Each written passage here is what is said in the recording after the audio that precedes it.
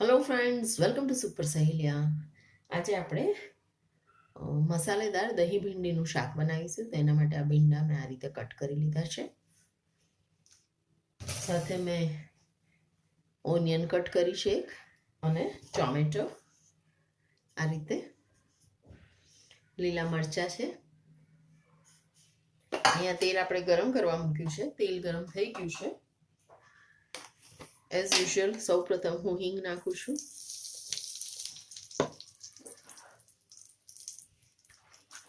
ભીંડા હોય એટલે અજમો હોય.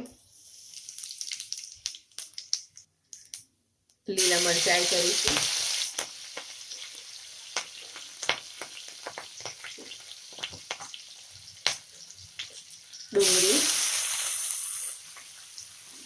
ડુંગળીને આપણે ટ્રાન્સપરન્ટ થવા દઈશું.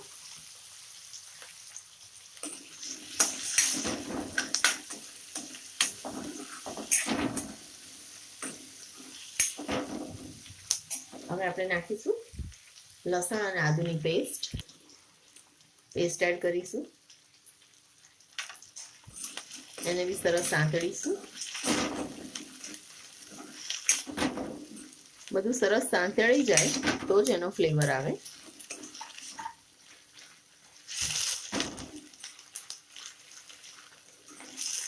તમે જોઈ શકો છો કે ડુંગળી થોડી ટ્રાન્સપરન્ટ થઈ ગઈ છે આપણી. હવે આપણે એમાં ટોમેટોસ એડ કરીશું.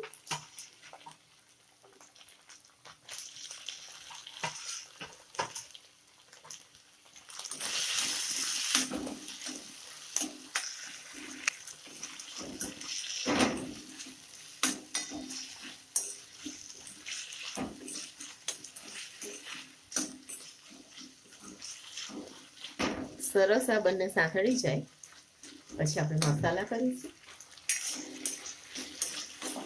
સારું સાંતળી ગયું છે. હજી 5-1 મિનિટ સાંતળીશું આપણે એને. ટામેટા સરસ ગળી જાય ત્યાં સુધી.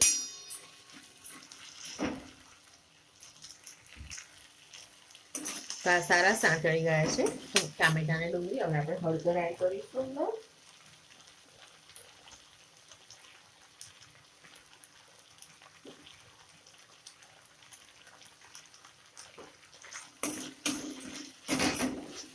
હવે આપણે ભીંડા નાખીશું.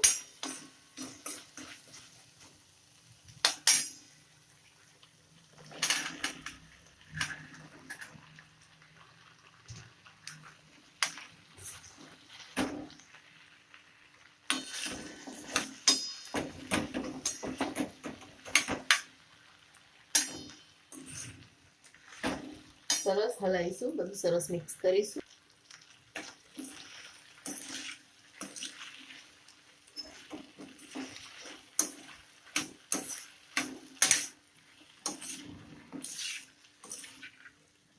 અત્યારે જ થોડું મીઠું એડ કરી દઈશું.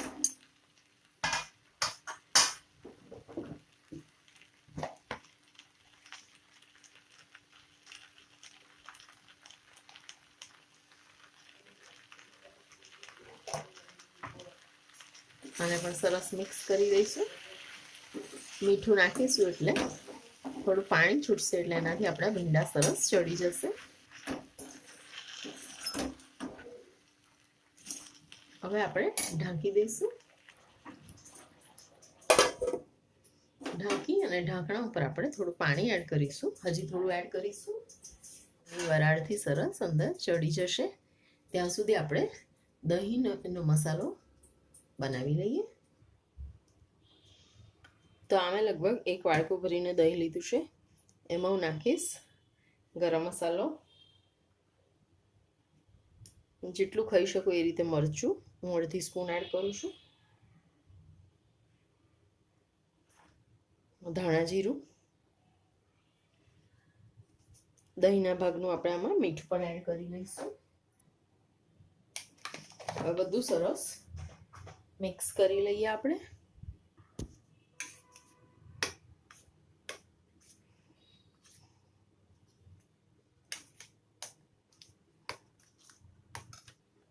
હવે આને આપણે એક બાજુ રાખી દઈશું.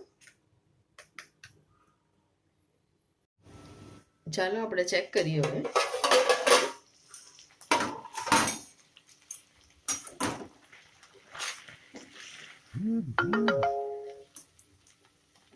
તો શાક આપણું ભીંડાનું સરસ ચડી ગયું છે.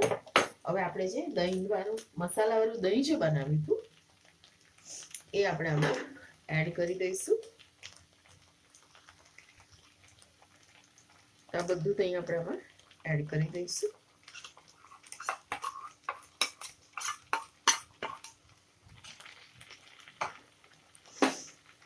ગરમ ગરમમાં જ એડ કરવાનું છે.